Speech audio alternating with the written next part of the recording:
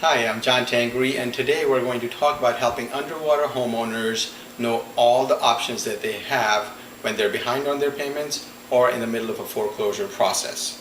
The 10 options I'm going to share with you are based on my experience over the last 6 years as a pre-foreclosure solution specialist. So what we're going to do is we're going to do a very quick review of those 10 options on this video. Before we get into all these options, I have one request.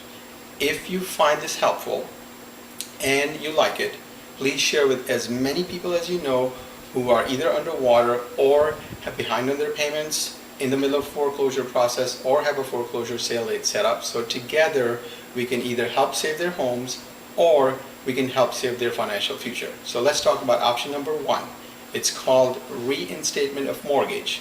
In this particular case, what the bank does is they want you to make all the payments that you're behind on in one lump sum. So for example, let's say for 10 months you're behind on your payments and your foreclosure is next month. In this particular case, the bank will stop the foreclosure process if you make those payments that you're behind on. So if you're earning $500 a month, you'll have to pay them $25,000 in one lump sum in order for them to stop the foreclosure sale.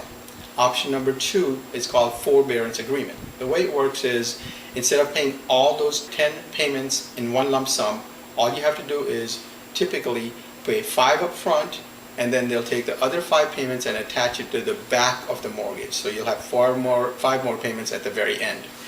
Next one is called refinance, the third one. And the way it works is if your score is still above 640, you can go to your mortgage broker or you can go to your bank and see if they can refi your loan. Number 4 is called a short refinance. Again, I'll repeat that, short refinance. The way it works is you go back to your lender who holds your mortgage and ask them to do 2 things for you. A, reduce your principal payment down to current market value, and number 2, ask them to bring the interest rates to 2 or 3% if they will do that. Number 5 will be a bankruptcy. The way it works is you can either do Chapter 7 or Chapter 13. I'm not an attorney, so please consult an attorney. What I can tell you is once you file for a bankruptcy and you're in the middle of the foreclosure process, what it does is it pauses that foreclosure process exactly where it is.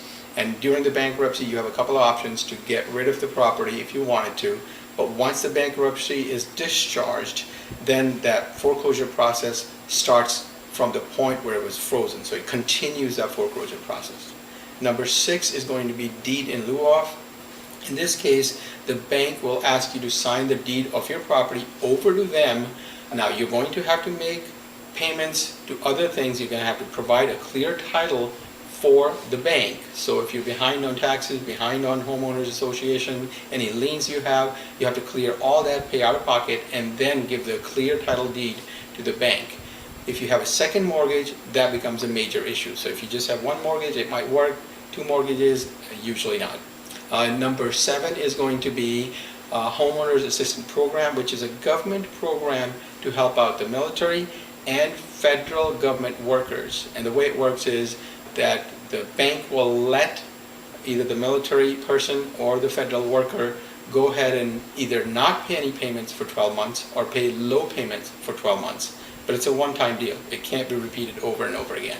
Number 8 is going to be your loan modification. Most people know about it. All I can tell you is that in the last couple of years, it's becoming more and more difficult to get loan modifications where you can ask the bank to go ahead and bring the interest rate down to 2 or 3% and cut your monthly payments so you can go ahead and afford living in that house. A lot more detail is available on the video under loan modification. Next one is principal reduction.